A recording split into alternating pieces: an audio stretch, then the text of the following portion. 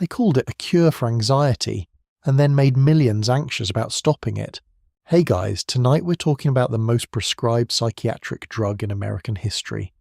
A tiny white rectangle that didn't sneak into the country through back alleys or smuggled across borders, but arrived in a lab coat with FDA approval and a very polite smile. At its peak in the mid-1980s, Xanax was being prescribed at a rate of over 2.3 billion doses per year in the United States alone. Not millions, billions. If you laid every pill dispensed in 1986 end to end, you'd circle the Earth more than 4 times. And every single one of those pills was completely legal, written on a prescription pad, handed across a doctor's desk, and swallowed by someone who was told it was safe. That's the part that should make you stop. Not that a dangerous drug existed. Dangerous drugs have always existed. But that an entire country collectively decided that anxiety was now a medical emergency, and that this particular molecule was the cure. The paradox at the heart of this story is almost elegant.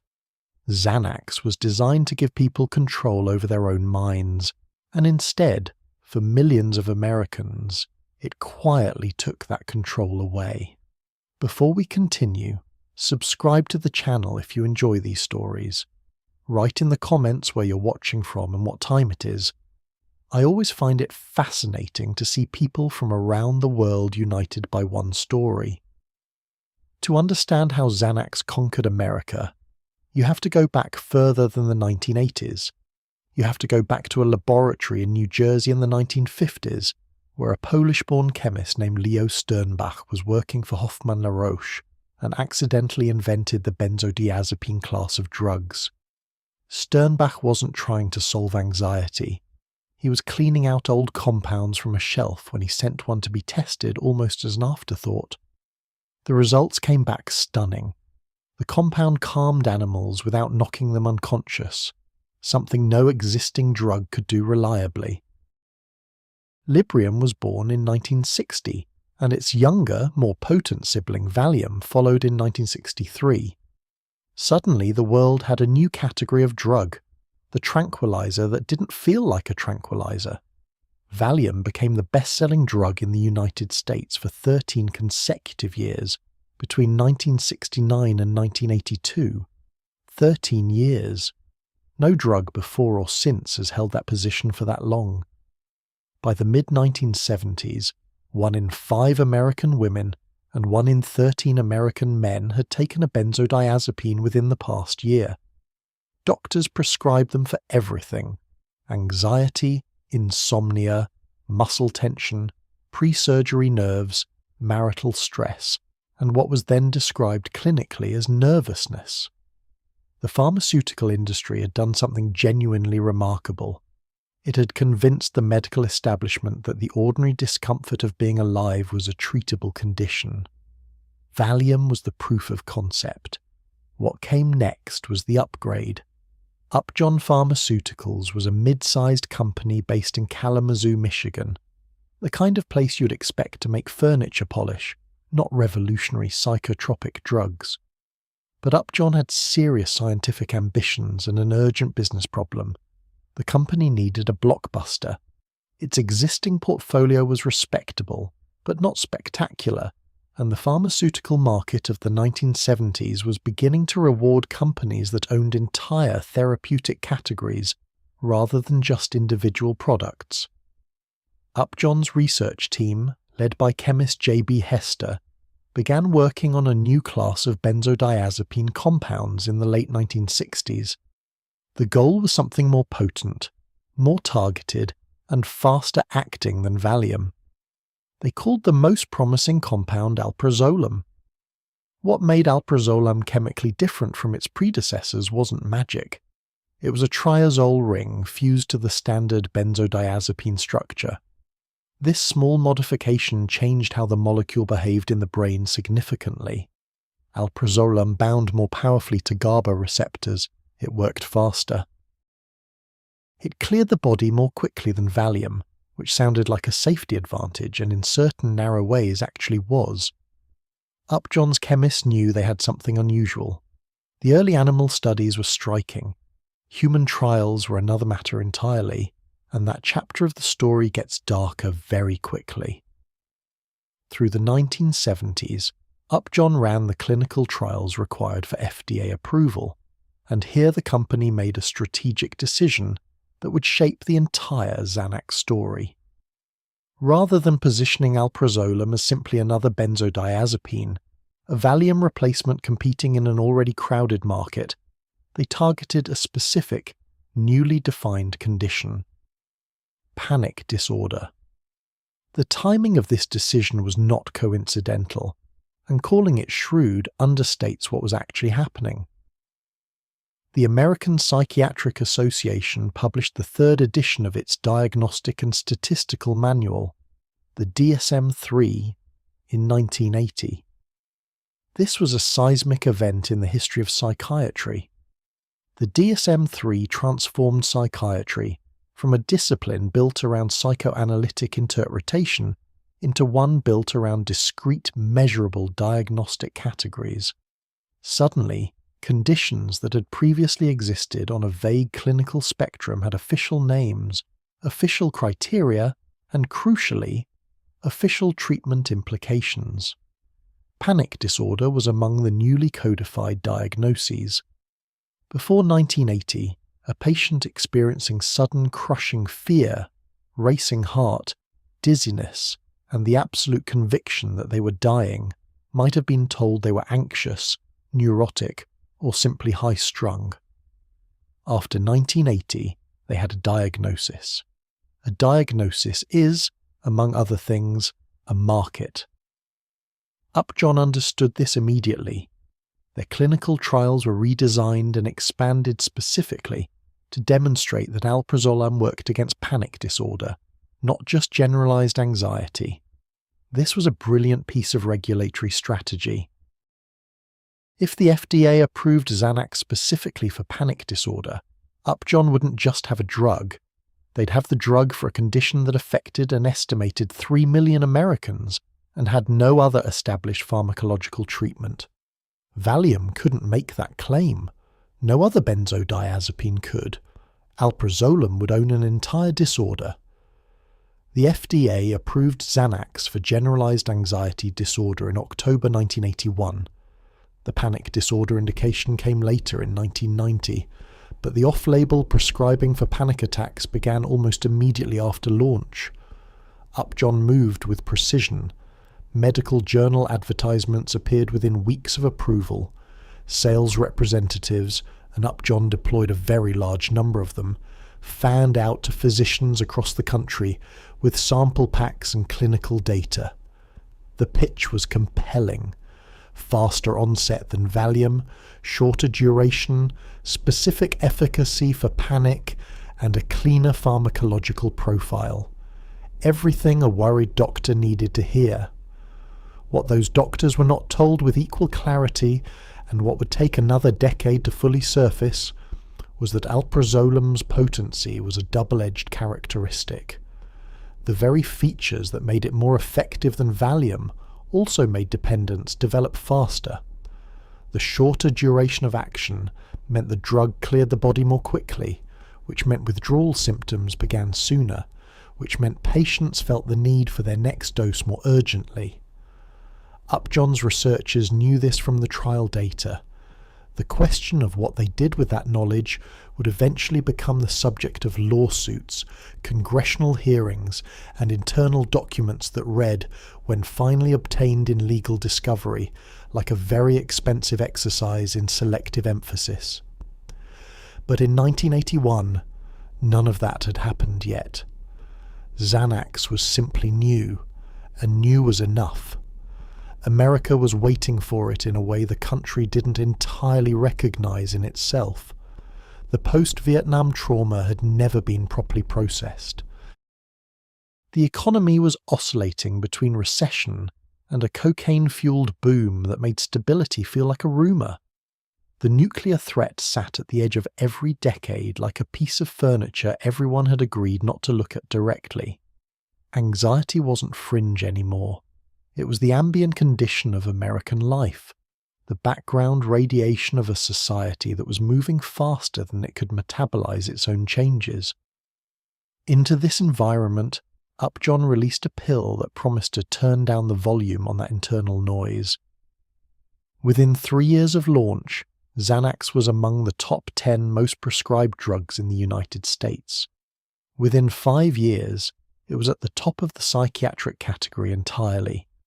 The trajectory wasn't just success, it was the kind of vertical growth that makes pharmaceutical executives frame their sales charts. And somewhere in that rising line, the boundary between treating genuine suffering and manufacturing dependence was quietly crossed, without ceremony, without announcement, and without anyone in a position of authority choosing to ring an alarm. The pill had conquered America. America, for its part, had barely noticed it happening. America in 1980 was not a country at peace with itself. It was a country running a fever it couldn't name, sweating through a decade of accumulated shocks that had never been properly absorbed. Understanding why Xanax succeeded so completely requires understanding what kind of psychological wreckage the 1970s left behind, because no drug becomes a cultural phenomenon without a culture desperate enough to need it. Start with Vietnam. 58,000 Americans died in that war, and the ones who came home found a country that didn't know whether to pity them or resent them. There were no parades. There was no clean narrative of sacrifice and victory to organize the grief around. Veterans carried their trauma in silence, because the country had decided, collectively and cowardly, that the easiest way to process an unjust war was to not process it at all. Post-traumatic stress disorder wasn't even officially recognized until 1980, the same year the DSM-3 was published, the same year Ronald Reagan was elected, the same year everything that defined the next decade began clicking into place simultaneously. The timing was not poetry, it was pressure. The Iran hostage crisis had just ended, 444 days of national humiliation broadcast nightly into American living rooms. A superpower had been made to look helpless by a group of students holding diplomats in a Tehran embassy, and the rescue attempt, Operation Eagle Claw, had collapsed in the Iranian desert in a mechanical failure so spectacular it seemed almost designed to maximize embarrassment. The Carter administration fell partly under the weight of that image. Americans didn't just feel anxious about geopolitics in 1980. They felt specifically, personally humiliated, which is a different and more corrosive emotion entirely. Reagan arrived with a promise to restore confidence, and in certain economic sectors he delivered. But Reaganomics restructured American society in ways that created entirely new categories of anxiety, while dismantling the safety nets that had historically cushioned the fall. The deregulation of financial markets turbocharged a winner-take-all economy, where fortunes were made and lost with dizzying speed. Factory towns that had sustained working-class stability for generations began hollowing out. The gap between what America promised its citizens and what it actually delivered widened sharply, and that gap, that specific cognitive dissonance of living in the richest country on earth and still feeling precarious, generated a particular kind of chronic stress that no amount of political optimism could dissolve. Then came AIDS. The epidemic emerged in the early 1980s with a cruelty so precise it seemed almost intentional, a disease that killed through intimacy, that made love dangerous, that targeted communities already marginalized and then used their deaths to terrify everyone else.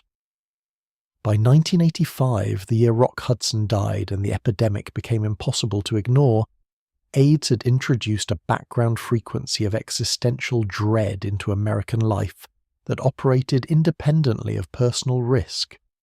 You didn't have to be in a high-risk group to feel it. The sense that the body itself was now an unreliable environment, that invisible biological catastrophe could arrive without warning, resonated at a frequency that was almost perfectly calibrated to spike anxiety disorders. This was the atmosphere. Now add the nuclear question. The early 1980s saw a dramatic escalation of Cold War tensions under Reagan, who spoke about the Soviet Union with a directness that previous administrations had carefully avoided. The nuclear freeze movement mobilized millions of Americans who were genuinely, rationally afraid that the world might end. The TV movie The Day After, broadcast in November 1983 to 100 million viewers, depicted a nuclear strike on Kansas City in detail, graphic enough that ABC set up a counseling hotline for viewers afterward. 100 million people watched a simulation of civilization ending, then tried to go to sleep. The psychiatric community noticed the spike in anxiety presentations in the weeks that followed. Into all of this, psychiatry arrived with a new map. The DSM-3's 1980 publication was not simply an academic event. It was a cultural transformation. Previous editions of the manual had been built around psychoanalytic concepts that were difficult to measure, hard to explain to insurance companies, and essentially impossible to attach specific drug treatments to. The DSM-3 threw most of that out. In its place came operational criteria, observable symptoms, specific durations, clear diagnostic thresholds. Mental suffering was being reclassified as mental illness, and mental illness was being redefined as a medical problem requiring medical solutions. The consequences of this shift were enormous and only partially intended. On the positive side, conditions that had been dismissed or stigmatized suddenly had clinical legitimacy. Patients could now tell their families they had a diagnosable disorder rather than a character weakness. On the other side, and this is where the pharmaceutical industry leaned in with full body weight, a diagnostic category is an invitation to develop a drug. The DSM-3 didn't just describe panic disorder. It created a prescription-shaped hole in the treatment landscape, and Upjohn had alprazolam ready to fill it before the ink was dry. Psychiatry itself was in an identity crisis that the DSM-3 only partially resolved. The field was fighting a two-front war, against anti-psychiatry movements that questioned whether mental illness was real at all, and against internal divisions about whether drugs or therapy were the appropriate primary treatment. The biological psychiatry faction was gaining ground rapidly in the early 1980s, arguing that mental disorders were brain diseases caused by chemical imbalances and therefore best treated with chemicals. This framing was immensely appealing. It was clean, scientific, and actionable. It also happened to be extraordinarily convenient for pharmaceutical companies selling chemicals. General practitioners, not psychiatrists, would turn out to be Xanax's real delivery mechanism. Family doctors saw patients for 15 minutes, were expected to diagnose and treat an enormous range of conditions, and had limited training in psychiatric assessment. When a patient presented with racing heart, shortness of breath, dizziness, and overwhelming fear, the classic panic attack presentation, the average GP in 1982 had a few options. They could refer to a psychiatrist, but waiting lists were long and patients were suffering now. They could prescribe therapy, but insurance rarely covered it adequately. Or they could write a prescription for a drug that the medical literature described as safe, effective, and specifically indicated for exactly this presentation. The prescription became the path of least resistance inside a system that had no better path to offer. Valium's fall from grace had created a specific kind of vacuum that shaped everything that followed. Congressional hearings in 1979 had put benzodiazepine dependence on the public record. Senator Edward Kennedy had described Valium as causing the worst kind of addiction and called for stricter controls. Women's health advocates had published damning analyses of prescribing patterns showing that women were prescribed tranquilizers at dramatically higher rates than men for identical presentations, a medicalization of female distress that served everyone's interests except the women themselves. Valium became culturally toxic even before its patent expired, and generic competition eroded Roche's profits. The pharmaceutical industry absorbed this lesson and applied it with remarkable efficiency. The next tranquilizer would be marketed differently. It wouldn't be positioned as a general-purpose nerve pill, but as a precise treatment for a specific medical condition. It wouldn't be described as a sedative, but as an anxiolytic, a word that sounded clinical and targeted rather than blunting. The language would be scientific, the indication would be narrow, at least officially, and the drug itself would be genuinely more potent, genuinely faster acting, and genuinely more effective at producing the rapid relief that patients craved. By the time Xanax launched in 1981, America had been culturally prepared for it through a decade of anxiety accumulation and pharmaceutical priming. The country was frightened, exhausted, and newly equipped with a diagnostic vocabulary that turned fear into a treatable disorder. Doctors were under-resourced, pressured for time, and operating in a system that rewarded prescribing over talking. Patients wanted relief. The pharmaceutical industry had invested years and millions of dollars in creating the conditions for exactly this moment. Xanax didn't exploit a vulnerable country. That framing is too simple and too comfortable. What actually happened was more unsettling.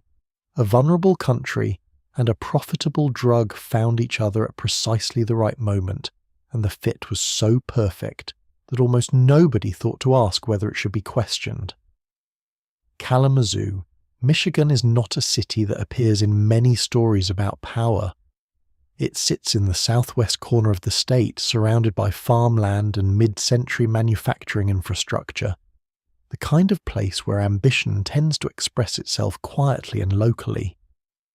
Upjohn Pharmaceuticals had been headquartered there since 1886, founded by a physician who invented a pill that crumbled under thumb pressure, a genuinely useful innovation at a time when most tablets were essentially indigestible rocks.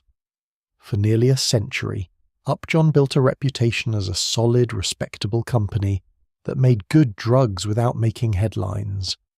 That reputation was about to become the most valuable asset in its marketing arsenal. By the mid-1970s, Upjohn's pipeline was thinning. The company had profitable products, but nothing that dominated a category, nothing that generated the kind of revenue that insulated a pharmaceutical company from the relentless pressure of patent expiration and generic competition. The business logic of pharmaceuticals in the 1970s was becoming brutally clear. You either owned a blockbuster, or you were eventually absorbed by someone who did. Upjohn's leadership understood this with the particular clarity that comes from watching a rival company's stock price while your own flatlines. Alprazolam was the bet they placed on their own survival. The compound had been synthesized in 1971 by Upjohn chemist J.B. Hester as part of a systematic exploration of triazolobenzodiazepine structures. Hester's team was essentially asking a molecular question. What happens if you take the standard benzodiazepine frame, the chemical architecture that made Valium work, and fuse a triazole ring to one end of it? The answer, it turned out, was significant. The modification made the compound bind more tightly and more selectively to certain GABA receptor subtypes.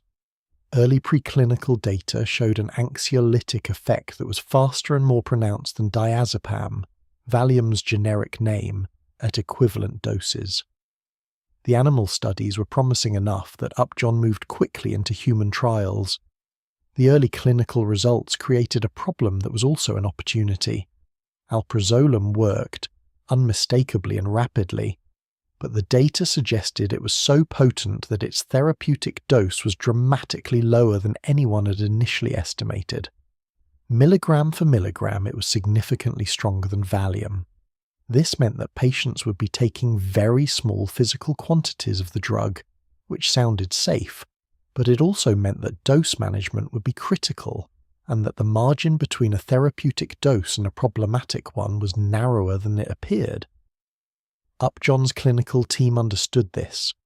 What they chose to do with that understanding shaped every decision that followed. Instead of framing potency as a warning, Upjohn's development strategy framed it as precision. The drug didn't hit hard, it hit accurately. This was not entirely dishonest. Alprazolam's pharmacological profile genuinely was more targeted than older benzodiazepines in certain measurable ways. But precision and safety are different properties, and the marketing language that would eventually be built around Xanax would treat them as interchangeable, with a consistency that crossed from spin into something more consequential. The FDA approval process was navigated with considerable strategic sophistication. Upjohn submitted a new drug application in the late 1970s and worked closely with FDA reviewers through a series of supplementary data submissions. The approval that came in October 1981 was for generalized anxiety disorder, but Upjohn's real target was always panic disorder, a condition they had specifically designed their later clinical trials to address.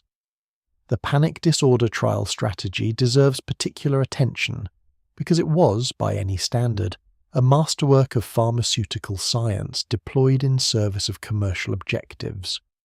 Upjohn funded a large multi-center clinical trial called the Cross-National Collaborative Panic Study, which enrolled patients across multiple countries, and produced data showing that alprazolam was significantly more effective than placebo in treating panic disorder.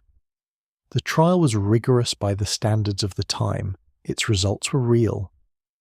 But the study design contained features that clinical researchers would later criticize sharply. The primary endpoint was short-term symptom reduction, not long-term outcomes. The trial lasted 8 weeks. What happened to patients after 8 weeks, whether they could stop the drug, whether symptoms returned, whether they required escalating doses, was not the study's primary concern. A drug can be both genuinely effective at 8 weeks and genuinely harmful at 8 months. The cross-national study was structured in a way that made the first fact visible and the second fact someone else's problem. The FDA approved Xanax for panic disorder in 1990, but long before that official indication arrived, Upjohn's sales force was already communicating the panic disorder data to physicians as supporting evidence for their prescribing decisions. Off-label promotion was technically prohibited, but the line between educating a physician about published clinical data and promoting an unapproved use has always been thin enough to see through. The marketing apparatus Upjohn deployed for Xanax was not unusual for the era in its basic structure, but it was exceptional in its execution and scale. Detail men, the pharmaceutical industry's term for sales representatives, a word chosen to emphasize their role in educating physicians rather than selling to them, were deployed in numbers that gave Upjohn an almost unprecedented presence in doctors' offices across the country. Each representative carried sample packs of Xanax, glossy reprints of clinical studies, and a practiced ability to identify which physicians were heavy prescribers and which needed more cultivation. The samples were particularly effective. A doctor who gave a patient a free 2-week supply of Xanax was a doctor who had already started that patient on the drug. Medical education was the more sophisticated instrument. Upjohn funded symposia, conferences, and continuing medical education programs that featured the company's scientific advisors discussing anxiety disorders and their treatment. These events were not fabrications. The science discussed was real. The speakers were genuine experts, and the clinical information presented was largely accurate. But the framing was Upjohn's, the selection of topics was Upjohn's, and the implicit conclusion that pharmacological treatment of anxiety disorders was the appropriate first response served Upjohn's interests in ways that went unstated because they didn't need to be stated. The curriculum did the work invisibly. Key opinion leaders were the third pillar of the strategy. These were prominent academic psychiatrists and psychopharmacologists, researchers with genuine reputations and real expertise, who received Upjohn funding for research, consulting, and speaking engagements. Their role was not to lie about Xanax. It was simply to be associated with it, to present data about it at conferences, to write about it in journals, and to carry the implicit endorsement that comes from a respected scientist putting their name next to a product. In 1982, if the chief of psychiatry at a major academic medical center stood at a podium and described panic disorder as a serious, underdiagnosed, pharmacologically treatable condition, the physicians in that audience heard the message as science. The Upjohn funding disclosure was in the program footnotes.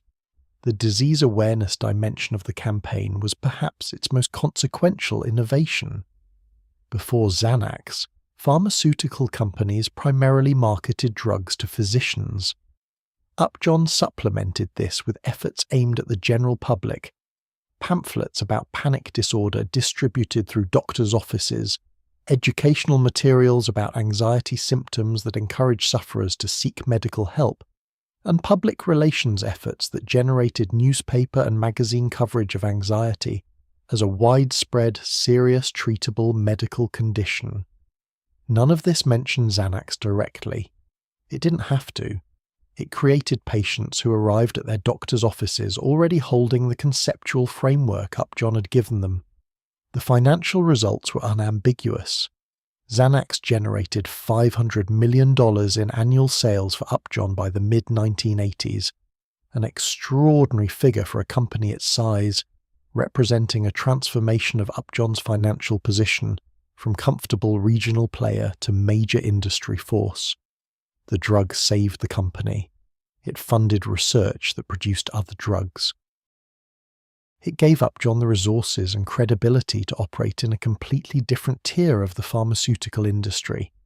From a purely corporate standpoint, the alprazolam strategy was one of the most successful drug launches in pharmaceutical history. The people who eventually paid for that success would not appear in the financial statements. They appeared later in courtrooms, and in hospital emergency rooms, and in congressional hearing rooms, sitting behind microphones, trying to explain to senators what it felt like to be dependent on a drug that your doctor had told you was safe. A drug that your doctor had been told, by a company in Kalamazoo with a very good sales force, was something it was not entirely. The gamble had paid off. The cost wouldn't be tallied for years.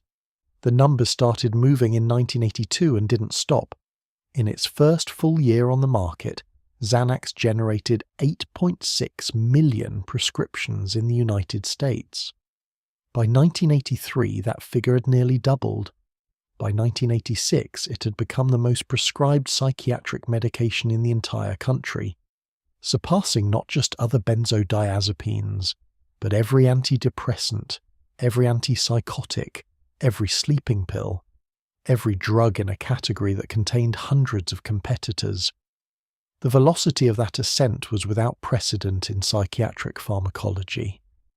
Nothing in the history of mental health medicine had moved through American society that quickly, and the speed itself should have been a signal. It wasn't treated as one. The prescription geography of Xanax defied every assumption about how psychiatric drugs were supposed to move through a healthcare system. The conventional expectation was that a complex psychotropic medication would flow primarily through specialists, psychiatrists who understood the pharmacology, monitored patients carefully, and adjusted doses with clinical precision. That expectation collapsed within the first 2 years of Xanax's existence. By 1984, the majority of Xanax prescriptions in America were being written not by psychiatrists, but by general practitioners, family physicians, internists, and gynecologists. Dentists prescribed it for pre-procedure anxiety. Cardiologists prescribed it when patients' chest pain turned out to be panic rather than cardiac in origin. The drug had escaped the specialty channel entirely and was flowing through the broadest possible network of prescribers, people who, by no fault of their own, had significantly less training in managing long-term benzodiazepine therapy than the drug's complexity required. Inside a general practitioner's office in 1984, the clinical reality was this. A patient arrived describing episodes of sudden, overwhelming terror, heart hammering, hands shaking, convinced they were dying, unable to explain why. The GP had 15 minutes. The differential diagnosis included cardiac arrhythmia, hypothyroidism, hypoglycemia, and several other medical conditions that needed to be ruled out first. If the physical workup came back clean, and it usually did, the physician faced a patient still in distress, still frightened, with no obvious medical explanation. Referring to psychiatry meant a wait of weeks or months. Cognitive behavioral therapy, the most evidence-based non-pharmacological treatment for panic disorder, was difficult to access and rarely covered by insurance with any adequacy. The sample pack of Xanax in the physician's desk drawer represented the fastest, most immediately effective intervention available. The 15-minute appointment is not a trivial detail. It was the structural engine of the Xanax explosion, the mechanism by which a drug designed for careful specialist management became a mass-market product. Upjohn understood this dynamic and built their sales strategy around it. The pitch to general practitioners was not sophisticated pharmacology. It was simplicity itself. Panic disorder was real, underdiagnosed and undertreated. Xanax worked. It was fast. Patients felt better quickly. The prescription took 30 seconds to write and solved an immediate problem in a day filled with immediate problems. What followed those prescriptions varied dramatically by class and circumstance, and the variation was not random. Patients with comprehensive health insurance and access to psychiatrists received prescriptions accompanied by monitoring, follow-up appointments, dose adjustments, conversations about duration of treatment. Upper-middle-class professionals in major cities were more likely to receive Xanax as part of a broader treatment relationship that included some form of talk therapy alongside medication. The drug, in these contexts, functioned more or less as intended. Short-term relief during acute episodes, managed carefully, with an eye toward eventual discontinuation. The experience was different for working-class patients, for rural patients, and, most documentably, for women. Prescribing data from the mid-1980s showed that women received Xanax prescriptions at approximately twice the rate of men for equivalent anxiety presentations. This disparity mirrored what had happened with Valium a decade earlier, and the mechanisms were the same. Female emotional distress was more readily medicalized in clinical settings. Women were less likely to be referred for psychiatric evaluation, and more likely to receive a pharmacological solution, and the marketing imagery that surrounded Xanax, in both physician-directed and public-facing materials, disproportionately depicted women as the archetypal anxiety patient. A woman describing panic attacks to her family doctor in 1984 was significantly more likely to leave with a prescription than a man describing identical symptoms, who was more likely to receive cardiac workup followed by reassurance. Working-class patients faced a specific and particularly dangerous version of the Xanax experience: prescription without infrastructure. They received the drug but not the monitoring. They refilled it through the same general practitioner who originally prescribed it, often at appointments that lasted less time than the first one. Questions about tapering or discontinuation were rarely raised because the prescribing physician hadn't been trained to raise them routinely, and the patient felt better on the drug and saw no reason to stop. Months became years. The prescription became a permanent feature of life, renewed automatically like a blood pressure medication, except that unlike blood pressure medication, abrupt discontinuation of Xanax could cause seizures. Pharmacists were among the first people to notice what was happening at ground level. Retail pharmacists saw patterns invisible to individual prescribers. The same patient filling Xanax prescriptions from multiple physicians. The same patient refilling a 30-day supply in 20 days. The escalating quantities as tolerance built and doses were increased. Some pharmacists raised concerns, quietly, professionally, through appropriate channels. The appropriate channels were not particularly interested in what pharmacists were seeing. The feedback loop that should have existed between dispensing patterns and prescribing behavior was largely absent in the fragmented American healthcare system of the 1980s. Data existed but wasn't aggregated. Signals existed but weren't centralized. Each individual data point looked like an outlier until someone put them all on the same page, which happened too slowly and too late. The drug moved differently through different communities, but it moved everywhere. Rural America encountered Xanax through family doctors who were sometimes the only physicians within 50 miles, who managed every medical need from broken bones to psychiatric crises, and who had neither the resources nor the referral networks that urban physicians took for granted. Urban minority communities, already underserved by psychiatry, encountered Xanax through overburdened community health centers where prescription was faster than therapy and follow-up was aspirational rather than guaranteed. Suburban Middle America encountered it through the family doctor who had treated the same family for 20 years and who prescribed Xanax with the same confidence he prescribed antibiotics, because the drug company had told him it was that simple, and nothing in his experience yet contradicted that. By the mid-1980s, something else was becoming visible in the prescription data that Upjohn did not publicize, and the FDA did not initially aggregate with sufficient alarm: dose escalation. Patients who had started on 0.25 milligrams 3 times daily, the recommended starting dose, were appearing at refill appointments needing 0.5 milligrams, then 1 milligram. The original dose had stopped working, not because the anxiety had worsened, but because the brain had adapted to the drug's presence and required more of it to produce the same effect. This was textbook pharmacological tolerance.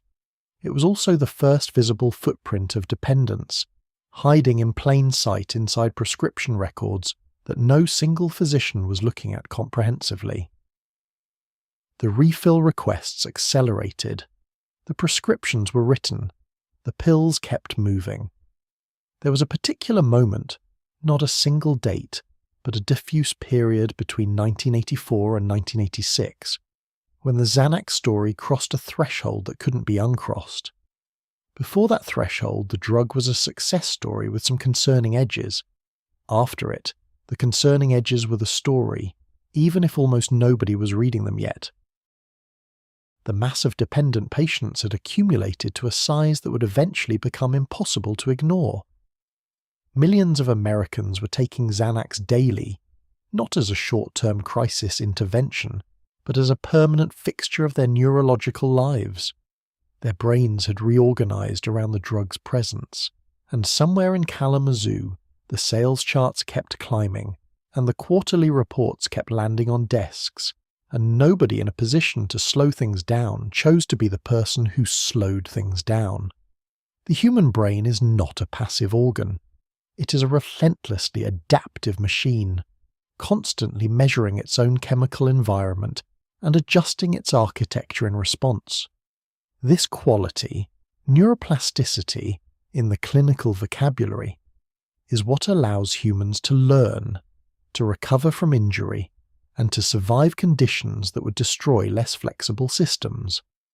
It is also, in the specific context of Xanax, the precise mechanism by which a therapeutic drug becomes a biological trap. To understand what alprazolam did to the millions of Americans who took it, You have to start not with sociology or corporate strategy, but with a single neurotransmitter and the receptor it was designed to activate. GABA, gamma-aminobutyric acid, is the brain's primary inhibitory neurotransmitter. If the nervous system is an orchestra playing at full volume, GABA is the conductor's signal to play quieter. It binds to receptors distributed throughout the brain and spinal cord and reduces neuronal excitability, slowing the firing rate of neurons, dampening the electrical activity that underlies anxiety, fear, and the physical symptoms that accompany them. In a person experiencing a panic attack, the GABA system is essentially losing a battle against excitatory neurotransmitters. The alarm circuits are firing without a credible threat. The body is flooded with adrenaline, and the cognitive system is interpreting the whole cascade as imminent death. The experience is not metaphorically frightening. It is neurologically identical to genuine terror. Alprazolam walks into this situation like a fire extinguisher into a burning room. It binds to a specific site on the GABA-A receptor, not where GABA itself binds, but an adjacent allosteric site that functions as an amplifier. When alprazolam occupies this site, it makes the receptor dramatically more responsive to whatever GABA is already present. The channel opens more frequently, more chloride ions flow into the neuron, the cell becomes harder to excite, and within 20 to 40 minutes of swallowing a pill, the panic recedes. The heart rate slows, the shaking stops, the crushing certainty of catastrophe dissolves. For someone who has been experiencing panic attacks multiple times a week, this relief is not subtle, it is revelatory. This is the seduction. Not a metaphorical seduction, a literal neurochemical one. The brain learns. When a particular action reliably produces a particular outcome, the brain records that association with extraordinary precision. A person who takes Xanax during a panic attack and experiences rapid, complete relief has just taught their brain something. This pill ends the terror. The memory of that relief is encoded alongside the anxiety memory, creating a paired association that is automatic and essentially involuntary. Over time, the anticipation of relief becomes part of the experience of anxiety itself. The drug becomes psychologically necessary before it becomes physically necessary, and the two processes overlap in ways that are almost impossible to disentangle from the inside. Physical dependence develops through a mechanism that is elegant in its logic and brutal in its consequences. The brain, perpetually seeking equilibrium, detects the sustained enhancement of GABA activity caused by regular alprazolam use and compensates by downregulating its own GABA system. It reduces the number of GABA receptors. It decreases their sensitivity. It essentially turns down the volume on its own inhibitory network to counteract what the drug is artificially amplifying. The result is a nervous system that has been rewired around the drug's presence, one that now requires alprazolam not to feel calm but simply to feel normal. This process begins faster with alprazolam than with any previous benzodiazepine, and the reason is precisely what made the drug so effective: its potency and its short half-life. Valium has a half-life of 20 to 100 hours. It lingers in the body for days, and the brain's exposure to it is gradual and prolonged. Alprazolam's half-life is 6 to 27 hours, dramatically shorter. The brain doesn't experience a slow, sustained elevation of GABA activity. It experiences a sharp spike, followed by a sharp drop. That drop is the beginning of everything that goes wrong. As alprazolam clears the system, GABA activity falls back toward its now suppressed baseline. But the baseline has been lowered by the compensatory downregulation. The net result is a period of GABA deficiency, a nervous system that is, for hours every day, running with less inhibitory protection than it had before the drug was ever introduced. This manifests as rebound anxiety that returns between doses, often more intense than the original anxiety that prompted the prescription. Patients experience this as the return of their disorder. Their interpretation is completely logical. Their interpretation is completely wrong. What they are feeling is not their panic disorder reasserting itself. It is their own nervous system, destabilized by the drug, lurching back toward a chemical deficit that only the drug can temporarily correct.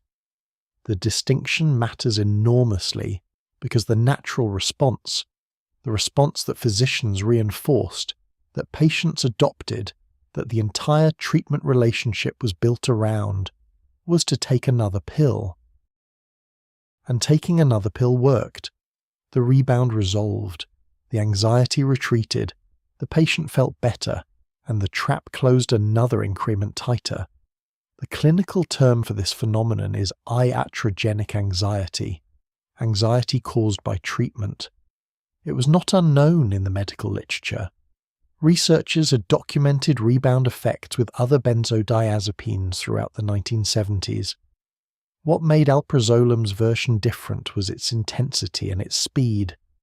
Because the drug cleared the body quickly, rebound anxiety could begin within hours of the last dose, sometimes while the previous dose was technically still at therapeutic blood levels. Patients weren't experiencing withdrawal in any way they could recognize as withdrawal. They were experiencing what felt like their illness, returning constantly, requiring constant medication. The drug was generating the demand for itself. The withdrawal syndrome that emerged when patients tried to stop was categorically different from other forms of drug withdrawal that most people could recognize. Opioid withdrawal is brutal, vomiting, sweating, pain, but it isn't lethal. Benzodiazepine withdrawal can kill. The mechanism is the same one that makes alcohol withdrawal dangerous. When a GABA-suppressing substance is abruptly removed, the nervous system suddenly has no counterweight to its own excitatory activity. Neurons fire without adequate inhibition. In severe cases, this unchecked excitatory activity reaches the threshold for seizure, grand mal seizures, status epilepticus, brain damage, death. The risk was not theoretical. It was documented in case reports appearing in medical journals throughout the mid-1980s. Patients who had stopped Xanax abruptly, either by choice or because they couldn't refill their prescription, and had ended up in emergency rooms or morgues. Beyond the seizure risk, the withdrawal experience encompassed symptoms so diverse and so severe that they consistently defied patients' ability to connect them to the drug. Profound insomnia lasting weeks, sensory hypersensitivity so extreme that ordinary light felt physically painful, muscle spasms, cognitive disruption, difficulty reading, difficulty following conversations, difficulty maintaining any sustained mental activity, depersonalization, the disorienting sense of watching one's own life from outside one's body. And undergirding all of it, a quality of anxiety unlike anything the patients had experienced before the drug, not the focused fear of panic disorder, but a diffuse totalizing terror that had no object and no edge. Patients who had been told they needed Xanax because their anxiety was severe were now experiencing anxiety that made their original symptoms look manageable. The drug had taken their anxiety, which was real and had interfered with their lives, and replaced it with something architecturally different, a chemically induced state of nervous system dysregulation that was both more pervasive and more resistant to non-pharmacological management. The pharmacology had one final, particularly insidious feature that distinguished alprazolam from its predecessors and made it uniquely difficult to prescribe responsibly. Tolerance to its anti-panic effects developed faster than tolerance to its dependence-producing effects. In plain language, patients stopped getting the therapeutic benefit before they stopped becoming physically dependent, They needed more drug to control their symptoms, but the dose escalation required to restore efficacy escalated the physical dependence in parallel. There was no stable therapeutic plateau. The only trajectory was up. The prescriptions kept being written, the doses kept increasing, the brains kept adapting. And millions of Americans had no idea that what felt like treatment was quietly and systematically dismantling the very neurological infrastructure it claimed to be protecting. Something was wrong in America's living rooms, and nobody was calling it what it was. By 1985, the population of long-term Xanax users had grown large enough to be statistically significant in ways that should have triggered systematic investigation. Emergency room data showed increasing presentations of benzodiazepine-related complications. Addiction treatment centers were reporting a new category of patient: middle-class, employed, medically insured individuals who had never touched an illegal drug in their lives but who had arrived desperate, shaking, and completely unable to function without a pill their doctor had prescribed. These patients didn't fit the cultural template of addiction. They weren't young, they weren't poor, they hadn't made reckless choices. They had followed medical advice precisely and faithfully, and had ended up dependent on a controlled substance. The system that created them had no framework for understanding them. The word addiction was the first battleground. Upjohn's Medical Affairs Division, with considerable scientific justification, but also considerable strategic intent, drew a firm and loudly publicized distinction between physical dependence and addiction.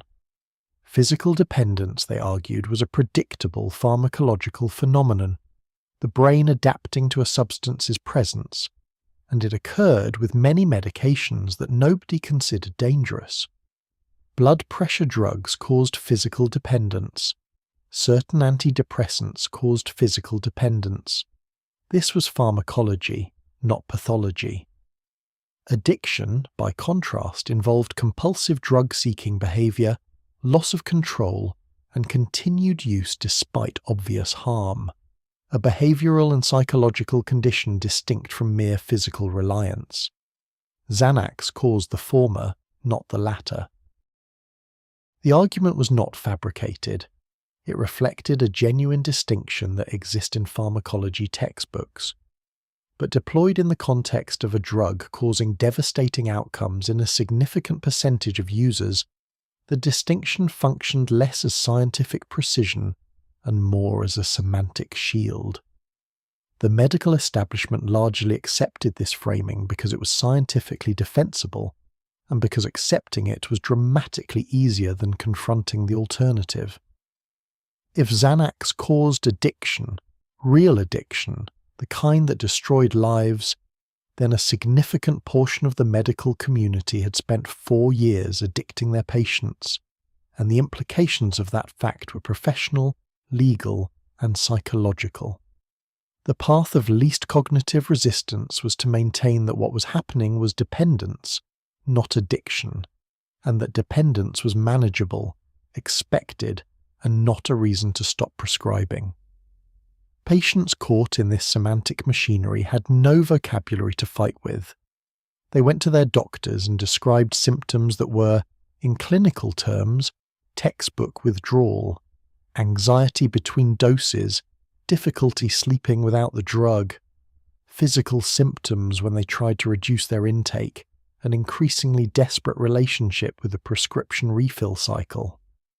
Their doctors heard these descriptions and reached the most available clinical conclusion.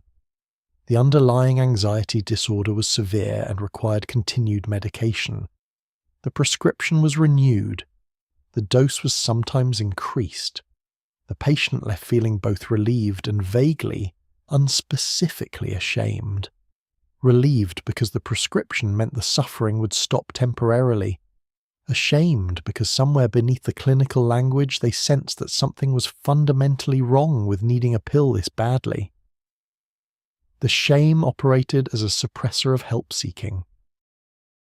Patients who might have pushed back against their prescriptions, who might have demanded answers about why stopping the drug made them feel catastrophically worse, stayed quiet because the cultural narrative around tranquilizer use in the 1980s carried a residue of moral judgment that no amount of medical legitimization had fully removed. Taking Xanax for anxiety was acceptable. Being unable to stop taking Xanax was a different matter entirely, touching nerves around self-control, weakness, and the particularly American belief that suffering was something a strong person managed privately and efficiently.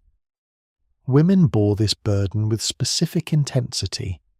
The same prescribing patterns that had given women disproportionate access to Xanax also meant that women constituted a disproportionate share of the dependent population. And when women reported symptoms of dependence, clinical studies from the period show a consistent pattern. Their complaints were more frequently attributed to the underlying anxiety disorder rather than to the drug. Male patients reporting equivalent symptoms were more likely to receive a tapering protocol, however inadequate. Female patients were more likely to receive a renewed prescription. The system that had medicalized female anxiety was now medicalizing female dependence and calling both of them treatment. The FDA's adverse event reporting system was receiving signals throughout this period, but the signal-to-noise ratio was poor for structural reasons. Adverse event reporting in the 1980s was voluntary, physician-initiated, and dramatically incomplete. Estimates suggested that fewer than 10% of significant adverse events were ever reported to the FDA, and that was for straightforward drug reactions. For a condition like benzodiazepine dependence, which developed slowly, which was attributed by both patients and physicians to the underlying disorder, and which carried enough stigma to discourage frank clinical reporting, the reporting rate was almost certainly lower. The FDA was receiving fragments of a picture whose full dimensions it was structurally prevented from seeing. Medical journals began publishing cautionary papers in the mid-1980s, and their reception illustrated the depth of institutional resistance to the emerging evidence. A 1983 paper in the British Journal of Psychiatry by Dr. Malcolm Lader documented measurable cognitive impairment in long-term benzodiazepine users, deficits in memory, attention, and processing speed that persisted even when patients were on stable doses and not experiencing acute intoxication. The paper received attention in the UK, where regulatory attitudes toward benzodiazepines were already more cautious than in America. In the United States, Upjohn's medical affairs team moved quickly, commissioned responses from sympathetic researchers, funded studies designed to produce more favorable cognitive data, and worked through its network of key opinion leaders to contextualize Lader's findings as preliminary, methodologically limited, and not generalizable to Xanax specifically. The campaign was effective enough that the Lader data did not significantly affect American prescribing patterns for several more years. The internal Upjohn documents that would later surface in legal discovery told a different story about what the company actually knew during this period. Marketing analyses from the mid-1980s discussed the dependence liability of alprazolam in language that acknowledged the problem's existence while strategizing about its management. Memoranda about physician concerns regarding long-term use were answered with talking points rather than with genuine pharmacovigilance responses. The company's own researchers had data showing that a substantial minority of patients who tried to discontinue Xanax after more than a few months experienced significant withdrawal symptoms, data that was internally categorized, carefully managed, and not communicated to prescribers or patients with the urgency the findings warranted. None of this required individual villainy. The executives who read those memoranda were not cartoon criminals calculating patient harm against profit margin. They were people operating within an institutional structure that rewarded certain interpretations of data and penalized others, surrounded by lawyers who had clear views on disclosure obligations, embedded in a regulatory environment that placed the burden of proof on demonstrating harm rather than demonstrating safety. The machinery of denial was not driven by malice. It was driven by incentive structures that made denial the logical, rational, professionally rewarded choice at every decision point. Out in the country, the consequences of those decisions were accumulating in bodies. A retired school teacher in Ohio who had been prescribed Xanax for anxiety after her husband's death was now taking 4 milligrams daily, 8 times the starting dose, and hadn't slept a full night without the drug in 3 years. A construction worker in Texas whose panic attacks had been controlled by Xanax for 2 years was experiencing severe anxiety every morning before his first dose, anxiety that made it impossible to drive to work safely and had told nobody because he didn't know how to explain it. A college student in California who'd been given Xanax for exam anxiety by her campus health center had tried to stop twice, experienced symptoms she described as feeling like her brain was on fire, and had refilled the prescription both times because the alternative was unbearable. These were not edge cases, they were a pattern. A pattern embedded in millions of individual lives, invisible in aggregate because the healthcare system of 1985 had no mechanism for seeing it whole, and because the most powerful interested party, the company making $500 million a year from the drug, had every incentive to ensure it stayed invisible. The addiction nobody named kept growing. It grew in silence, in shame, in the space between a doctor's confident prescription and a patient's private terror. It grew in living rooms and workplaces and bedrooms across America, in the bodies of people who had gone looking for relief and found something else entirely. The first lawsuit landed on Upjohn's legal desk in 1986, and it was not the last. By the late 1980s, a wave of litigation was building against Upjohn that would eventually involve thousands of plaintiffs across multiple jurisdictions, representing the largest coordinated legal action against a pharmaceutical company over a psychiatric drug that American courts had yet seen. The plaintiffs were not, by any conventional measure, people who should have been suing anybody. They were nurses, teachers, accountants, retirees, people who had taken a legally prescribed medication exactly as directed, who had never abused it, who had never sought it recreationally, and who had ended up physically destroyed by it. Their cases shared a single damning common thread. Upjohn had known about the dependence risk in a specific, documented, internally quantified way, and had chosen to manage that knowledge rather than disclose it. The legal strategy Upjohn deployed against the early lawsuits was sophisticated, and for several years highly effective. The company's primary defense rested on 3 pillars. First, the prescribing physician, not Upjohn, bore clinical responsibility for monitoring and managing the patient's treatment. Second, the package insert provided adequate warning of dependence risk, meaning physicians had been informed and had chosen to prescribe regardless. Third, the plaintiff's current suffering was attributable to their underlying anxiety disorders, not to the drug. Each pillar was legally defensible. Each pillar was also in the context of what Upjohn's internal documents actually showed, a performance of a particular kind. The package insert argument was the most audacious. The Xanax prescribing information did include language about physical dependence, boilerplate benzodiazepine warnings that had been on such labels since the 1970s. But the warnings were buried in dense technical language, calibrated to the minimum disclosure required by regulation, rather than to the maximum clarity required by informed consent. They described dependence as a possibility in patients who took high doses for prolonged periods, framing that systematically understated the risk at normal therapeutic doses over the timescales that were actually occurring in clinical practice. a physician reading the label could reasonably conclude that dependence was an edge case requiring exceptional circumstances. The data Upjohn possessed internally showed that it was not. Discovery, the legal process by which plaintiffs' attorneys gained access to Upjohn's internal documents, produced revelations that began appearing in court records by the late 1980s and would eventually reshape the public narrative around Xanax completely.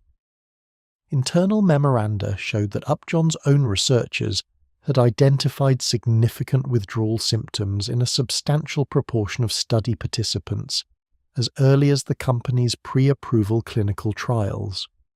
Post-marketing surveillance data that Upjohn collected through its own medical affairs department documented patterns of dose escalation and discontinuation difficulty that contradicted the company's public messaging about the drug's safety profile.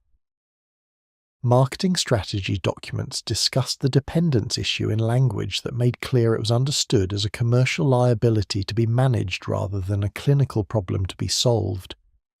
One document became particularly significant in multiple legal proceedings, an internal analysis that estimated the percentage of long-term Xanax users who would experience significant discontinuation symptoms. The figure was not small. It was not the marginal edge case percentage that Upjohn's public communications implied. The exact number remained contested in litigation, but its existence, the fact that Upjohn had conducted this analysis, reached this conclusion, and continued marketing the drug without material changes to its risk communication, was the foundation on which multiple jury verdicts were built. The scientific challenge to Upjohn came from an unexpected direction and landed with disproportionate force. Dr. Malcolm Lader, a British psychopharmacologist at the Institute of Psychiatry in London, had been studying long-term benzodiazepine users throughout the 1980s, with a persistence and methodological rigour that made his work impossible to dismiss through the usual channels. His earlier cognitive impairment findings had been successfully muddied in the American medical conversation. His later work was not so easily managed. In the late 1980s, Lader published data from brain imaging studies showing structural differences between the brains of long-term benzodiazepine users and matched controls. The differences were measurable and located in regions associated with memory, anxiety regulation, and cognitive function. The implication was not subtle. Long-term benzodiazepine use was not merely causing a functional disruption that would resolve upon discontinuation. It was associated with changes to brain architecture that might be permanent. The word might was doing significant clinical work in that sentence, because the evidence was preliminary and causality was difficult to establish definitively. But might cause permanent brain damage is a different proposition from causes manageable physical dependence, and the gap between those two descriptions had suddenly become very, very visible. Upjohn responded with its established playbook, funded counter-research, deployed key opinion leaders, emphasized methodological limitations in Lader's studies. The response was less effective than previous efforts because the political environment around Xanax had shifted. Congressional interest had been building since the mid-1980s, fed by constituent complaints, patient advocacy organizations, and a media environment that had begun treating prescription drug dependence as a legitimate public health story rather than a fringe concern.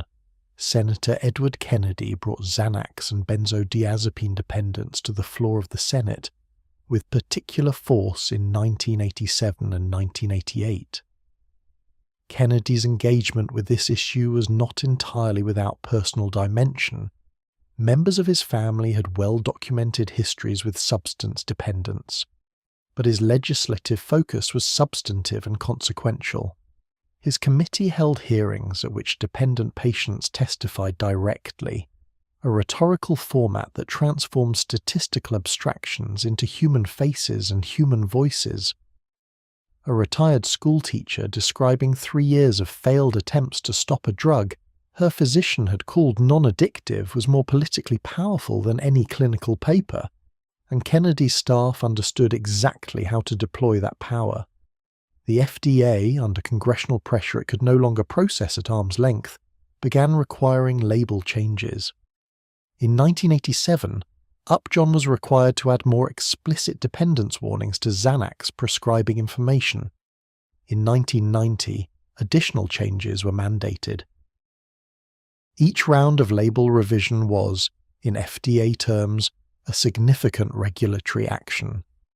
In practical terms, each change also acknowledged implicitly that previous warnings had been inadequate, which created fresh ammunition for pending litigation and prompted new lawsuits from patients who argued that adequate warnings would have changed their physicians' prescribing decisions or their own choices about treatment.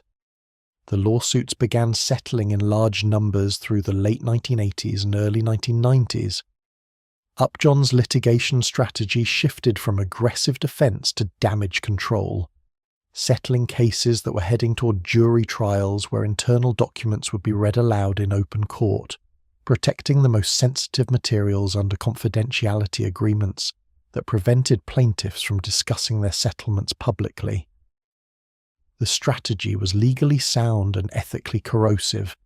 Each confidential settlement removed a potential witness from the public conversation, kept damaging documents from public view, and allowed the next wave of prescribing to continue without the information that might have altered it. The total financial cost of Xanax litigation to Upjohn was significant. Estimates placed it in the hundreds of millions of dollars across all resolved cases, but it remained a fraction of the drug's total revenue. The math of pharmaceutical litigation, then as now, frequently made paying settlements more profitable than changing practices. Justice, in this calculation, became a cost of doing business rather than a deterrent. What the lawsuits could not do, what no legal action could accomplish, was reach back in time and unprescribe the drug to the millions of Americans who were already dependent on it. The courtrooms processed individual grievances with admirable specificity. The public health crisis continued at scale, largely unaffected by the legal proceedings, while the next chapter of the story was already writing itself in a domain where Upjohn had never anticipated the most durable damage would be done. While the lawsuits accumulated and the scientists argued, something entirely separate was happening in the part of America that didn't read medical journals or follow congressional hearings. Popular culture had discovered Xanax, and what it did with the drug was more dangerous than anything Upjohn's marketing department had managed, because it operated without budget, without strategy, and without any possibility of legal accountability. Culture doesn't have a package insert. It doesn't require FDA approval. It simply absorbs what exists and reflects it back at amplified volume, and what 1980s American culture reflected back about Xanax was a portrait so flattering it functioned as its own advertisement. The drug's cultural embedding began subtly and accelerated with remarkable speed. By the mid-1980s, Xanax had acquired a specific social meaning that operated entirely independently of its clinical profile. It became shorthand for a recognizable American type, the high-functioning person undone by invisible suffering. Not the street addict, not the Skid Row drunk, not any of the culturally familiar images of substance dependence, but the successful professional, the composed suburban mother, the Wall Street analyst who managed billion-dollar portfolios by day and couldn't board an elevator without pharmaceutical assistance. Xanax, in this cultural encoding, was the drug of the capable person temporarily overwhelmed by the pace of modern life. It carried, paradoxically, a faint aura of distinction. Hollywood processed the 1980s anxiety epidemic with its characteristic mixture of insight and glamorization. Films of the period didn't typically feature Xanax by name. Pharmaceutical product placement hadn't yet evolved into its later explicit forms. but the tranquilized professional appeared repeatedly as a character type, composed on the surface, chemically maintained underneath, the visible serenity masking a pharmacological infrastructure that the narrative treated as sophisticated rather than alarming. The message embedded in these portrayals was consistent. Anxiety at this level was the price of ambition, and medication was its reasonable management. Suffering at scale was a status marker. Television moved faster and more directly. Talk shows, the dominant cultural processing mechanism of the 1980s, before the internet created 1,000 simultaneous forums for collective meaning-making, discovered prescription drug dependence as a topic somewhere around 1986 and handled it with the medium's characteristic simultaneity of genuine concern and spectacular exploitation. Phil Donahue devoted entire episodes to benzodiazepine dependency, bringing dependent patients to national audiences in formats that were genuinely informative and simultaneously treated the subject as entertainment. Oprah Winfrey addressed prescription drug use in ways that introduced the topic to demographics that hadn't encountered it in any other context. The effect was paradoxical. Millions of Americans learned for the first time that Xanax dependence was a real and serious problem, while simultaneously receiving the implicit message that it was widespread enough to be normal. Normalization was the cultural mechanism that did the most damage, and it worked through sheer repetition. When a topic appears on enough magazine covers, enough talk show segments, enough newspaper lifestyle sections, it crosses a threshold from alarming anomaly to accepted feature of the landscape. By the late 1980s, Xanax had crossed that threshold. References to it appeared in novels, in stand-up comedy, in the casual conversation of people who had never taken the drug and never intended to. It became a cultural shorthand so familiar that it required no explanation. Everyone understood what it meant when a character reached for their Xanax, the same way everyone understood what it meant when a character poured a drink. The drug had been domesticated. The music of the era absorbed this domestication and amplified it through entirely different channels. The 1980s produced a peculiar split in its relationship to pharmaceutical culture. Mainstream pop celebrated excess and sensation, while an emerging alternative underground documented pharmaceutical numbness with considerably more ambivalence.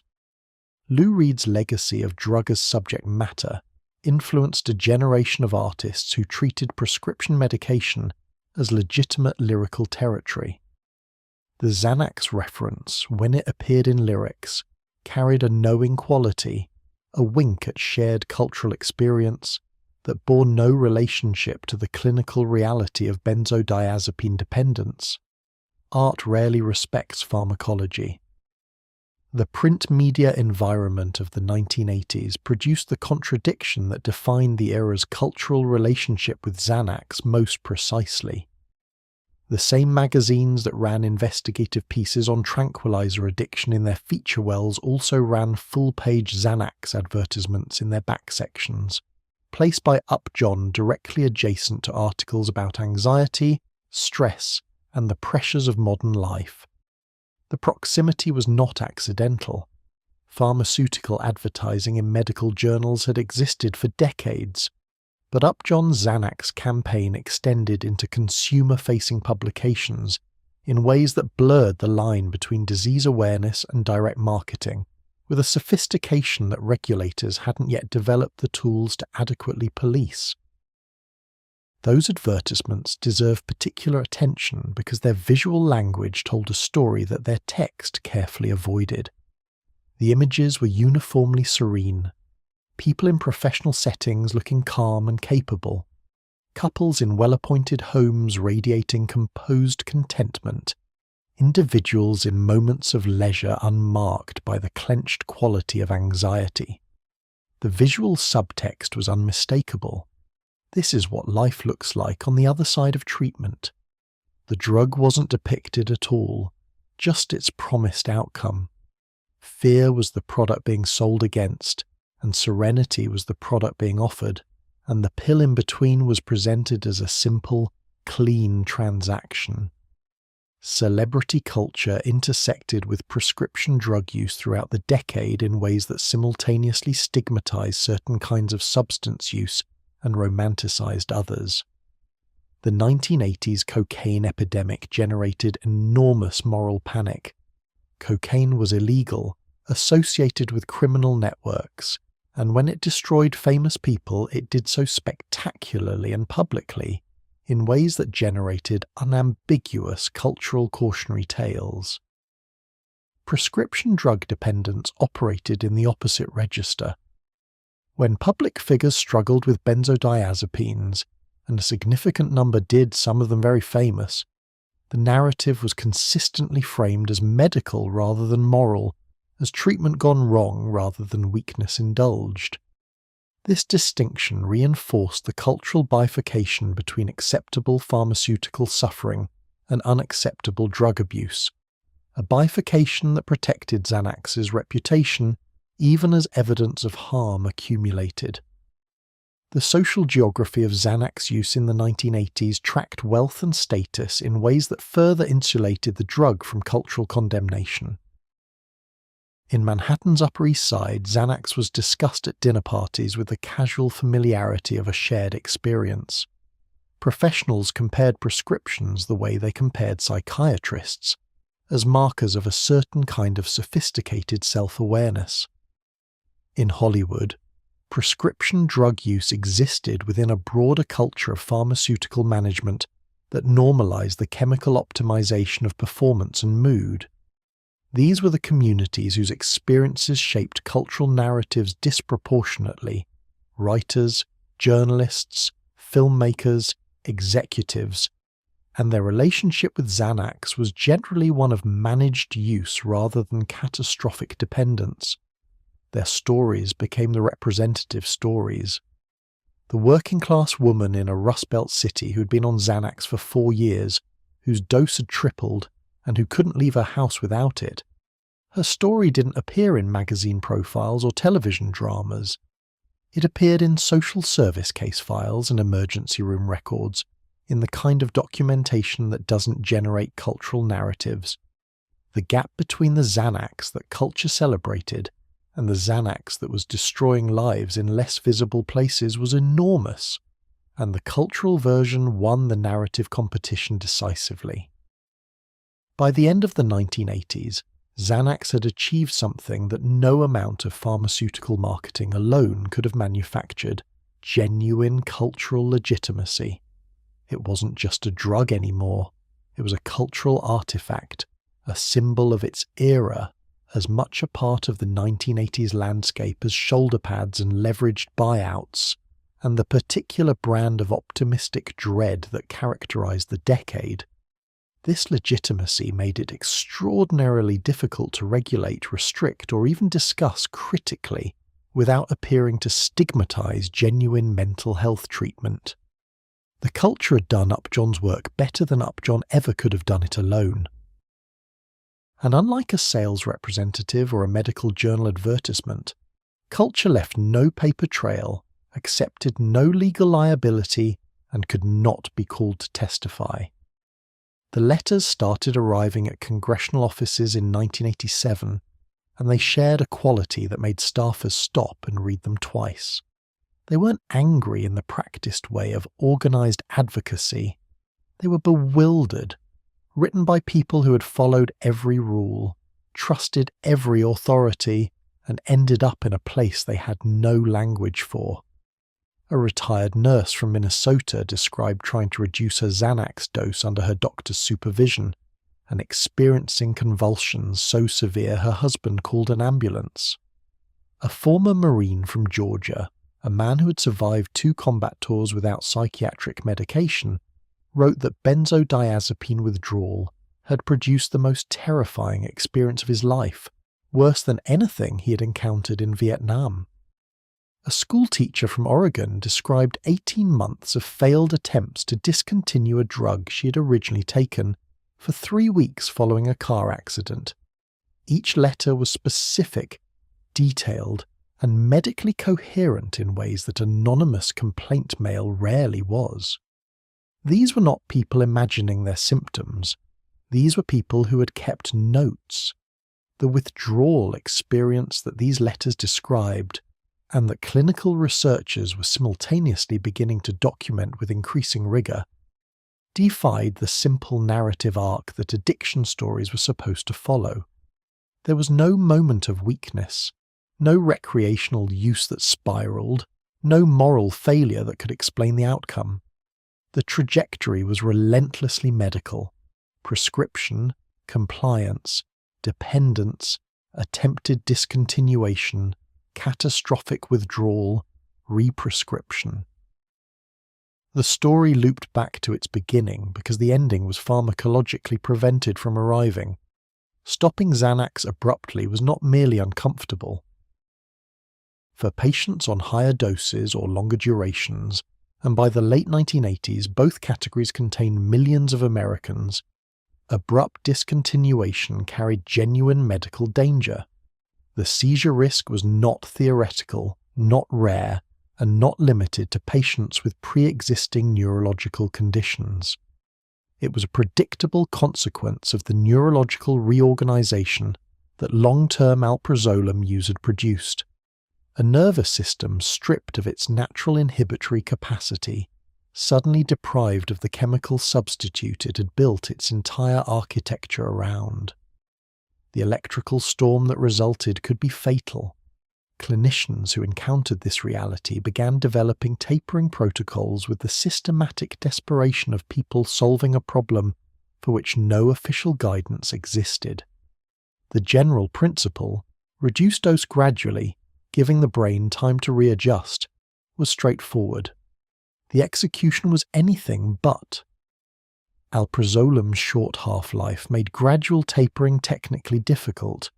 Even small dose reductions produced significant withdrawal symptoms because the drug cleared so quickly that the nervous system experienced each reduction as a sudden absence rather than a gentle transition.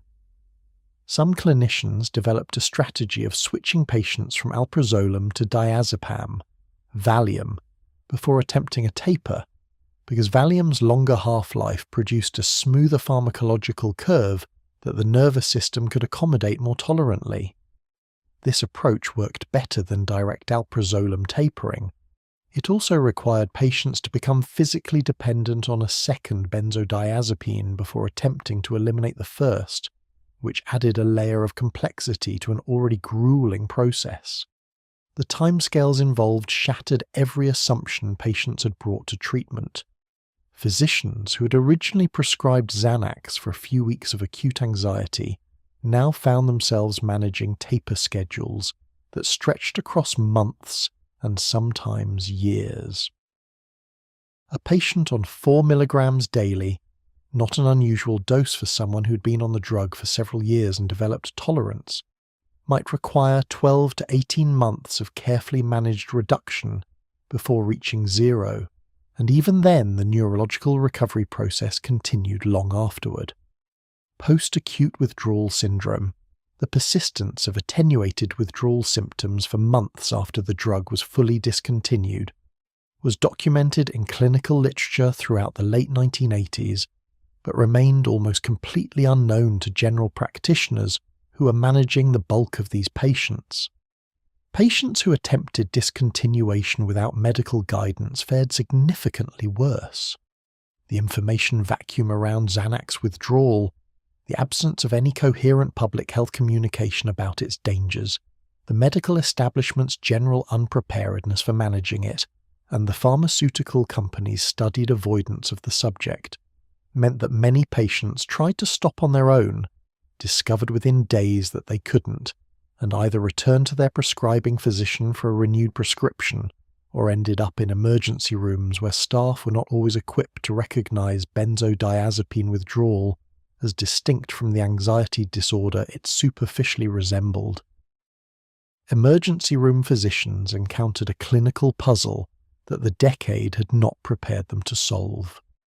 A patient arriving agitated, trembling, sweating, reporting overwhelming anxiety and hypersensitivity to light and sound, could be experiencing panic disorder, alcohol withdrawal, stimulant toxicity, or benzodiazepine withdrawal, conditions with overlapping presentations and dramatically different treatment implications. Benzodiazepine withdrawal and alcohol withdrawal were medically similar enough that the treatment was essentially identical: controlled administration of a benzodiazepine or another GABAergic agent. But the diagnosis required a careful medication history that agitated, frightened patients were not always able to provide accurately. Misdiagnosis meant mistreatment. Mistreatment meant prolonged suffering and, in the worst cases, preventable harm.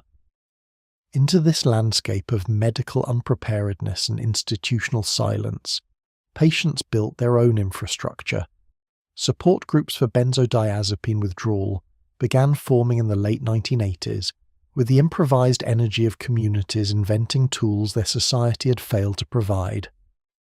In the United Kingdom, where public health concern about benzodiazepines had developed earlier and more forcefully than in America, a network of withdrawal support services had been operating since the early 1980s, and their materials, tapering guides, symptom lists, descriptions of the withdrawal timeline, began crossing the Atlantic through mail and eventually through the early electronic bulletin board systems that preceded the Internet. Professor Heather Ashton, a British clinical pharmacologist at the University of Newcastle, was compiling clinical experience with benzodiazepine withdrawal that would eventually produce the Ashton Manual, a comprehensive, patient-accessible guide to benzodiazepine tapering that became the single most widely used reference document for withdrawal management worldwide. The manual was not produced by a pharmaceutical company, not funded by the FDA, not endorsed by any major psychiatric organization at the time of its creation. It was produced by one scientist, motivated by the clinical reality she was witnessing, and distributed initially at no cost because the people who needed it most were the people least able to pay for it. The gap between what the medical system provided and what the Ashton Manual provided was a measurement of institutional failure expressed in pages. American patient advocacy took a different but parallel form. Individuals who had successfully discontinued Xanax, or were in the process of attempting discontinuation, began reaching out to each other through the mechanisms available in the pre-internet era. Classified advertisements in health publications, networks organized through addiction treatment centers, clusters of contacts built through congressional testimony, and media appearances. These communities developed a collective knowledge base that was, in several important respects, more accurate than the information available to their prescribing physicians, not because the patients were more scientifically sophisticated, but because they had direct, experiential data about the drug's discontinuation profile that the medical literature had not yet fully documented. Their political activism was equally improvised and equally consequential. Patient advocates testified before Congress with specificity and credibility that clinical researchers sometimes struggled to match, because researchers described populations and probabilities, while patients described what it felt like to be the probability that medicine had gotten wrong. The congressional hearings of the late 1980s featured testimony from dependent patients that was strategically devastating to Upjohn's narrative, not because it was inflammatory, but because it was precise. Patients who had kept medication logs, documented their withdrawal symptoms with clinical accuracy, and researched the relevant pharmacology made witnesses that no defense strategy, based on complexity and scientific uncertainty, could effectively neutralize. Upjohn's response to the patient advocacy movement tracked predictable corporate evolution from dismissal through concerned performance to selective accommodation. The company established a medical information line for Xanax-related inquiries, revised its patient information materials with somewhat more explicit withdrawal guidance, and funded physician education programs on appropriate tapering. Each initiative was simultaneously a genuine improvement over what had preceded it, and a tactical response calibrated to reduce legal and regulatory exposure, rather than to solve the underlying problem at the scale the problem existed. The company helped some patients navigate withdrawal better. It did not alter the prescribing practices that continued to create new dependent patients at a rate that dwarfed the withdrawal support it was offering. The withdrawal wars had no decisive battle and no formal armistice. They simply continued year after year in doctors' offices and living rooms and support group meeting rooms, fought by people who had not chosen the conflict and were equipped for it only by the terrible education of their own experience. The medical system caught up slowly, imperfectly, and never completely. The patients who had built their own knowledge networks in the absence of institutional support had, without intending to, documented something that would later be recognized as one of the most significant pharmaceutical public health failures of the 20th century. They had also, without knowing it, written the first draft of a story that would repeat itself. The next chapter would involve a different drug, different companies, different congressional hearings, but the architecture would be identical. And the people who should have read the Xanax story carefully enough to recognize it were already busy not reading it. Xanax never went away. That is the first and most important thing to understand about its legacy. Unlike thalidomide, which was pulled from markets after causing catastrophic birth defects, or Vioxx, which was withdrawn after cardiovascular deaths became undeniable, Xanax survived its reckoning essentially intact. It absorbed the lawsuits, weathered the congressional hearings, incorporated the label changes, and continued generating prescriptions in volumes that would have seemed extraordinary if the 1980s hadn't already normalized them. By 1990, after a decade of documented harm, after thousands of lawsuits and multiple rounds of regulatory action, Xanax remained one of the most prescribed drugs in America. The reckoning, when it arrived, turned out to be less a reckoning than a renegotiation. The terms of the drug's cultural and medical acceptability were adjusted, but its fundamental position in American medicine was never seriously challenged. The regulatory response that emerged from the late 1980s confrontation was real but carefully bounded. The DEA had scheduled alprazolam as a Schedule IV controlled substance at the time of its approval, a classification acknowledging abuse potential while permitting relatively open prescribing. Pressure from patient advocates and congressional allies pushed for rescheduling to Schedule III, which would have imposed meaningfully stricter prescribing controls. The effort failed.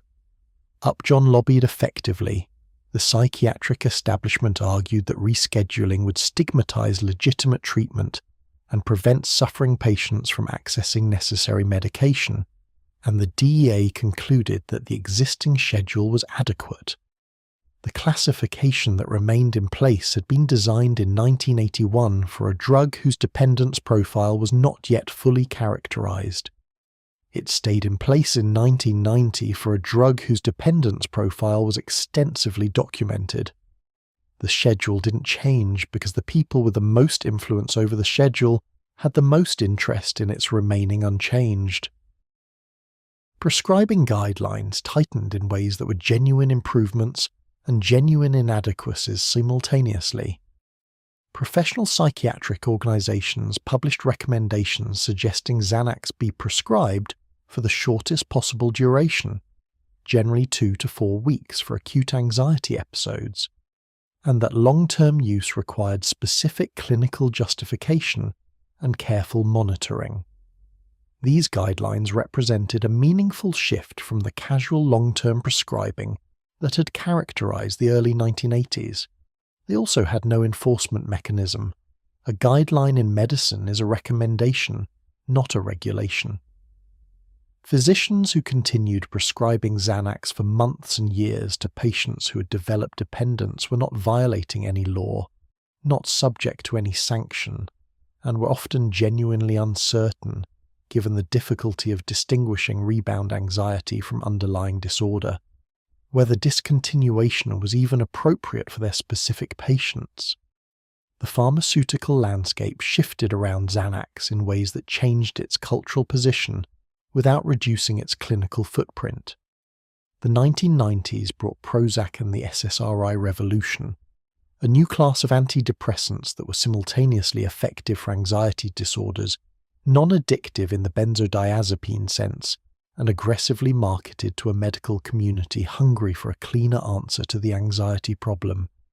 SSRIs didn't replace benzodiazepines.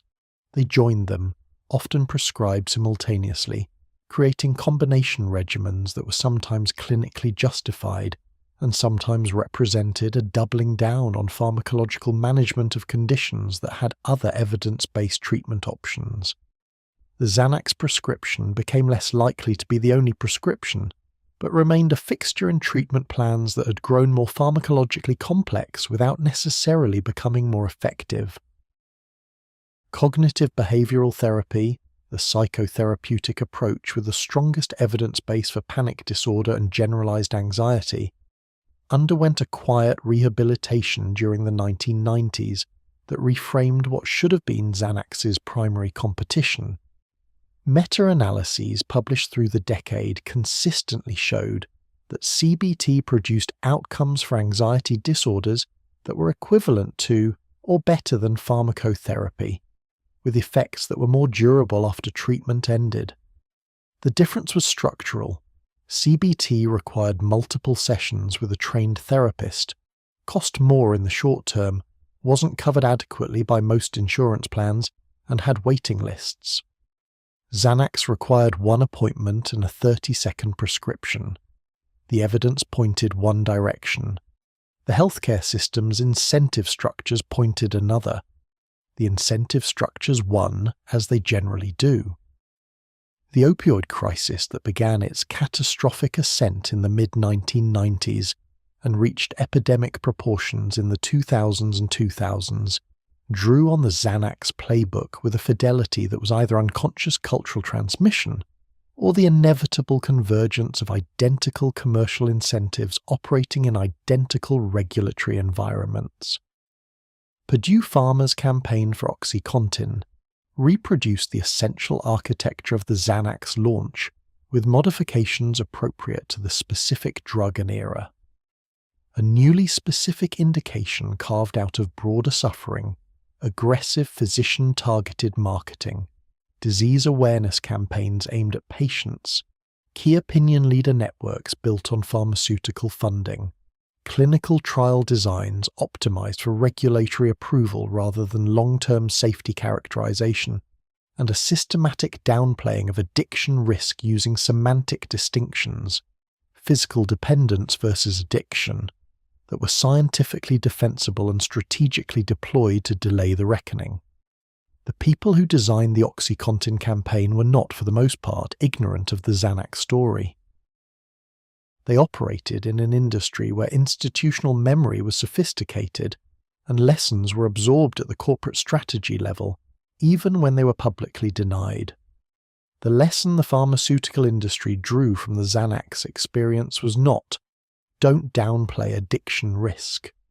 The lesson was, downplay it more effectively, settle litigation more efficiently, and ensure that cultural legitimacy is established before regulatory resistance can organize. OxyContin executed this lesson with improvements in every dimension, and the death toll it produced operated in a different numerical order than anything Xanax had generated. The human cost of the Xanax era resists clean quantification, which is itself part of the story. Unlike the opioid crisis, which produced overdose death statistics that were unambiguous and impossible to ignore, Xanax's harms were distributed across categories that didn't add up to a single dramatic number. There were deaths, from seizures during withdrawal, from combinations with alcohol or opioids that suppressed respiration fatally, from suicides among people whose mental health had deteriorated during years of poorly managed dependence. but the deaths were classified under causes that didn't always name the drug, that spread across ICD codes rather than concentrating in a category, and that therefore didn't generate the kind of aggregate statistics that force policy responses. The non-fatal harms were larger in scale and more difficult still to measure.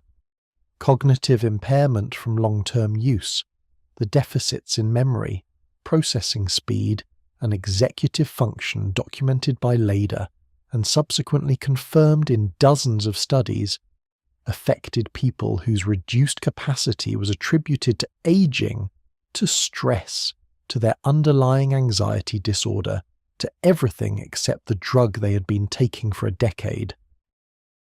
Relationships fractured under the weight of a dependence that looked, from the outside, like emotional unavailability or unreliability or weakness.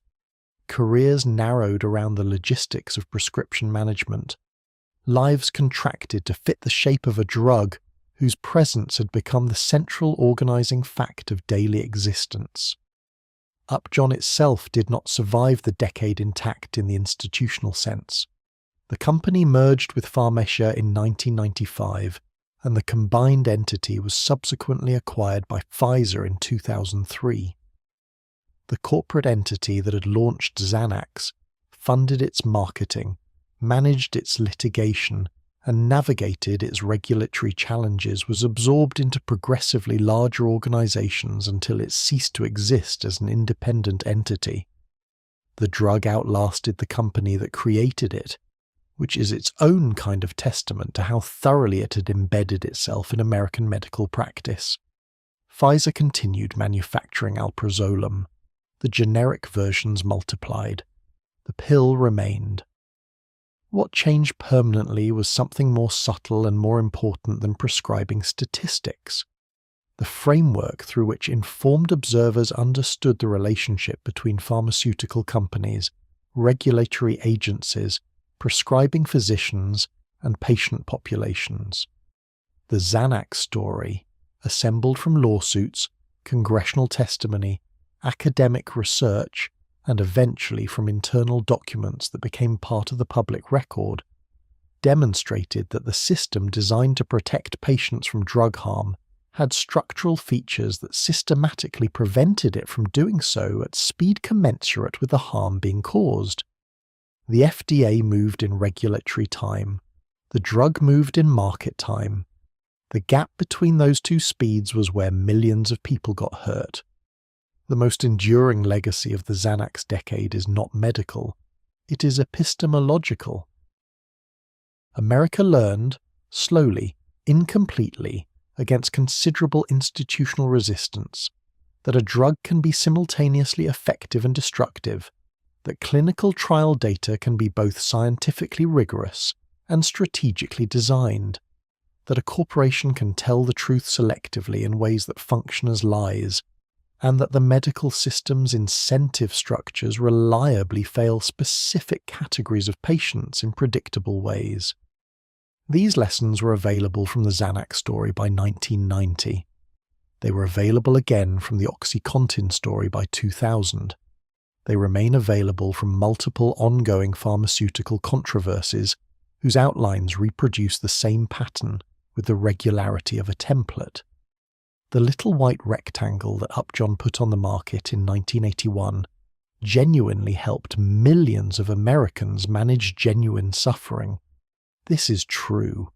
It also genuinely damaged millions of others who were never given the information they needed to make a real choice about that risk. This is equally true. The failure of American medicine, pharmaceutical regulation, and cultural common sense during the Xanax decade was not the failure to recognize that the drug had risks. Risks were known from the beginning, documented, filed, and managed. The failure was the institutional inability or unwillingness to hold both truths simultaneously, that this works, and that this is dangerous, and that both facts belong in the same sentence, on the same label, delivered with the same confidence to the same patient, before the first pill is swallowed rather than after the dependence is established. That sentence, complete, honest, and uncomfortable, is still being written. Decades later, in different therapeutic categories, with different molecules and different brand names and different congressional hearings and different patient advocacy groups, the same sentence is still being written. The Xanax story didn't end in the 1980s. It became the grammar of every pharmaceutical story that followed, the underlying structure that shapes how drugs are launched, how risks are communicated, how harms accumulate, and how slowly, how agonizingly, institutionally slowly, the reckoning eventually arrives. America is still waiting to get good at this. The prescription pad is still open.